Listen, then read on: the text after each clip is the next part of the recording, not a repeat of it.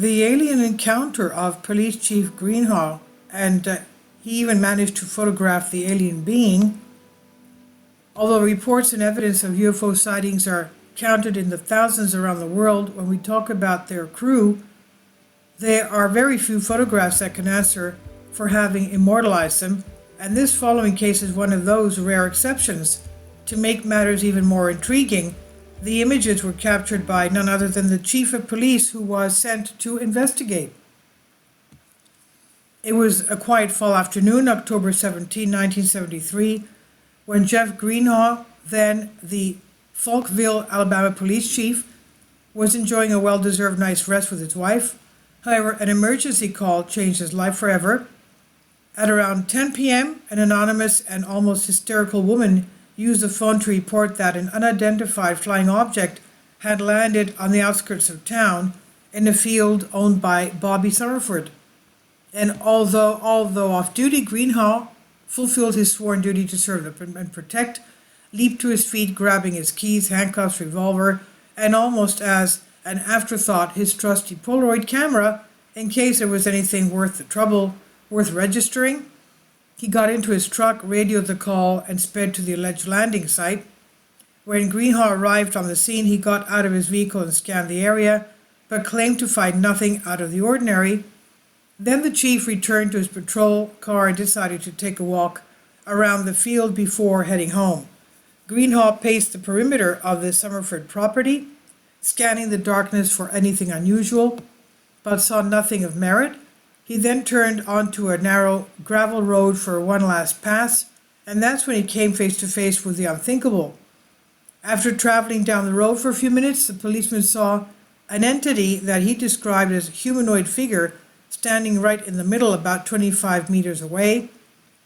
He then got out of his truck and carefully approached what he still assumed to be a human being, thinking it might be someone who needed help.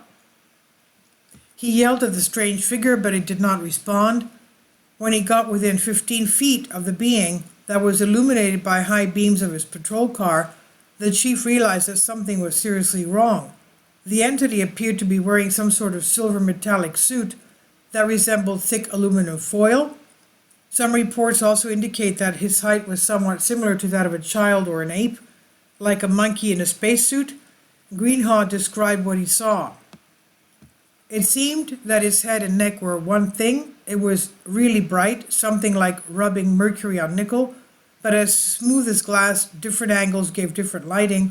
When I saw him standing in the middle of the road, I immediately stopped the car and asked him if he was a foreigner, but no sound came out of his mouth. The public servant also noticed the thing had an antenna protruding from the top of its head, and that its movements were jerky and mechanical. Thus, he quickly realized that he was dealing with something unknown, and putting aside his panic with fears of years of police training, he had the courage to take his Polaroid instant camera and shoot 4 photographs of this being. The first image showed nothing more than a few glimpses in the dead of night, but the next 3 images take the jackpot. In the photos, you can clearly see the humanoid figure in a metallic suit, reflecting the flash of the Polaroid's bulb. Perhaps believing that it was being attacked by a human with some kind of a flashing weapon, the creature almost instantly turned around and began fleeing down the road at speeds far beyond those capable of humans. Greenhaw noted that it appeared to be heading in the direction of Lacon, which is about 3 miles from Falkville. The chief reacted quickly, ran back to his vehicle, and chased after the metal man. Greenhaw says that he managed to accelerate his truck to only about 35 miles an hour due to the rugged rural terrain, but he was still completely outmatched by this unusual entity, which seemed to be capable of defying the laws of gravity with his speed and spring-like jumps. And according to the witness, that thing ran in a very strange way from side to side, with its arms at its side in a strange way. It seemed to have springs in the feet for propulsion. It could cover about 10 feet in all directions. He ran faster than any human I've ever seen, the chief said. During his frantic chase, Greenhaw claims that after half a mile, he lost control of his vehicle and slid into a ditch. At that moment, he saw how the creature slipped into the darkness, never to be seen again. leaving the man with only his haunting memories of the event and a strange Polaroid photo shoot. The strange aliens seen by Greenhaw. At 11:30 that same night, Greenhaw contacted the local newspaper to share his experience, but the publication of the story, accompanied by the rare photos, did little more than generate derision and ridicule, something that was almost a rule in the last century for anyone who dared to speak of these things in public. So it must be considered that the witness was totally convinced that what he had seen was something real, so much so that he could risk telling it. But the one who risks does not always win. A few days after revealing their bizarre encounter, the police chief began receiving threats via letter and telephone. His car's engine exploded, his house was consumed by fire, and just when it seemed that things could not get worse, the city council forced him to resign his post as chief of police. All of the above factors have thrown kerosene on the already brilliant burning flames of UFO conspiracy theories surrounding this event, more specifically, give a clear indication of why most contactees and eyewitnesses remain silent regarding their unusual experiences.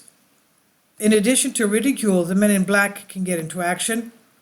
Different theories as to what actually did Police Chief Greenhaw see. Some ufologists believe that the metal man was a robotic explorer for an alien landing craft, an analogy such as the lander and rover on Mars, while skeptics contend that it was all a hoax perpetrated by Greenhaw and an unknown accomplice, that he was dressed in a tinfoil costume, and let's face it, that's the first thing you think of when looking at the photos, although we know that first impressions can be just as misleading. However, the unfortunate events that followed, which clearly proved that the chief of police did not profit at any time from their close encounter, quite the contrary, would exempt him from all guilt and pantomime. In fact, while he managed to rebuild something resembling a normal life, all reports indicate that he continued to regret his bump into the unknown. On the other hand, a popular rumor, albeit anonymous and circumstantial, hence no endorsement, suggests that the tin alien was actually a speedy high school boy dressed as a robot from the Day of the Earth Stood Still 1951 movie, and that the hoax was perpetrated by certain locals who wanted Greenhaw to step down as chief of police.